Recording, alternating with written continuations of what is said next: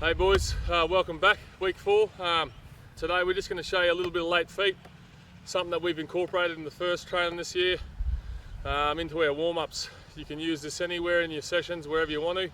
Usually in the warm-ups is good, so you're nice and fresh. You can get the fast feet and obviously get the late feet at the line. Now we've used a pole here as an example. You can have anything in front of you. You can have a person standing there if it's a family member. What we're going to do is we're going to go without the footy first. It's just short steps to shorten up your steps getting into contact, because that way you can change directions quickly either way. So short steps and late feet. I'll go again, both ways, just shorten up the steps, late feet near contact. Again, near contact, you'll get the footy late at times.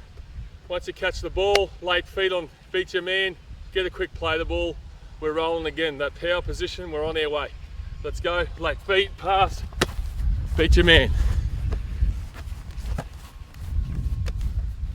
Late feet, beat your man.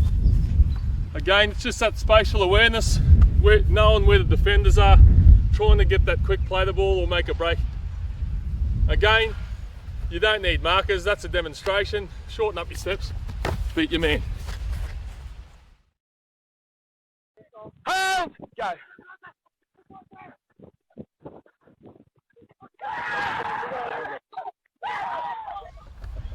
So boys, nice drill there for you boys to incorporate into your sessions.